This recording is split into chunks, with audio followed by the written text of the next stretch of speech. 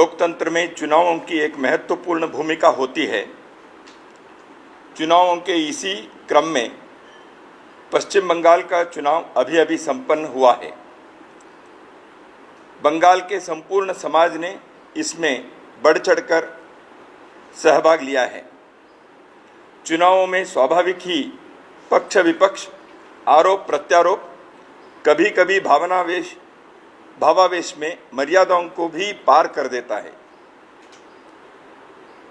पर हमें यह सदैव स्मरण रखना होगा कि सभी दल अपने ही देश के दल हैं और चुनावों की प्रक्रिया में भाग लेने वाले प्रत्याशी, समर्थक, मतदाता सभी अपने ही देश के नागरिक हैं। चुनाव परिणाम के तुरंत बाद उन्मुक्त होकर अनियंत्रित तरीके से हुई राज्यव्यापी हिंसा न केवल निंदनीय है बल्कि पूर्व नियोजित भी है।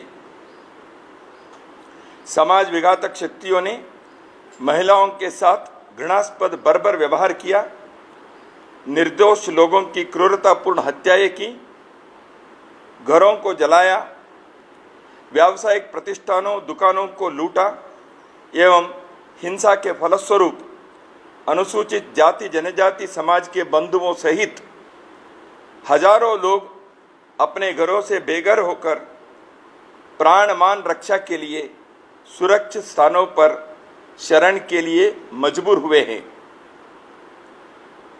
कूच बिहार से लेकर सुंदरबन तक सर्वत्र जनसामान्य में भय का वातावरण बना हुआ है।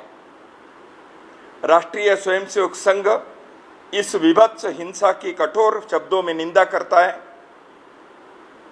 हमारा यह सुविचारित मत है कि चुनाव परिणामों के पश्चात अनियंत्रित चल रही हिंसा भारत की सह अस्तित्व और सबके मतों का सम्मान करने की परंपरा के साथ साथ भारतीय संविधान में अंकित एक जन और लोकतंत्र की मूल भावना को भी विपरीत है।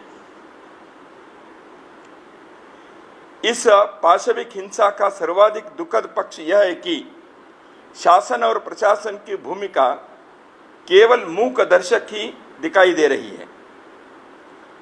दंगाइयों को ना ही कोई डर दिखाई दे रहा है और ना ही शासन प्रशासन की ओर से नियंत्रण की कोई प्रभावी पहल दिखाई दे रही है। शासन व्यवस्था कोई भी हो, किसी भी दल की हो, उसका सर्वप्रथम दायित्व समाज में कानून व्यवस्था के द्वारा शांति और सुरक्षा का वातावरण बनाना, अपराधी और समाज विरोधी तत्वों के मन में शासन का भय पैदा करना और हिंसक गतिविधियों करने वालों को दंड सुनिश्चित करना होता है। चुनाव को दल जीतते हैं, पर निर्वाचित सरकार पूरे समाज के प्रति जवाबदेह होती है। हम नवनिर्वाचित राज्य सरकार से यह आग्रह करते हैं कि उसकी सर्वोच्च प्राथमिकता राज्य में चल रही हिंसा को तुरंत समाप्त कर कानून का शासन स्थापित करना, दोषियों को अविलंब गिरफ्तार कर कठोर कार्रवाई सुनिश्चित करना, हिंसा पीड़ितों के मन में विश्वास और सुरक्षा का भाव पैदा कर पुनर्वास के लिए आवश्यक कदम उठाना होनी चाहिए। हम केंद्र सरकार से भी आग्रह करते हैं कि वह बंगाल में शांति कायम करने हेतु आवश्यक हर संभव कदम उठाएं एवं यह सुनिश्चित करे कि राज्य सरकार भी इसी दिशा में कार्रवाई करे।